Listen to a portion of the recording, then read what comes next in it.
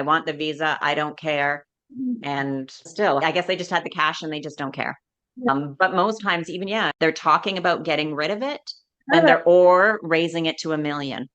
Well, So if anybody, and that's what I mean, it's better to go now. But then when you're looking, you want to make sure it's okay, I'm looking at this property. Is it really worth 500,000? Right? Because there's some when they know that's what it's about, then even if it's worth like 425, 450, they'll bump it up to 500.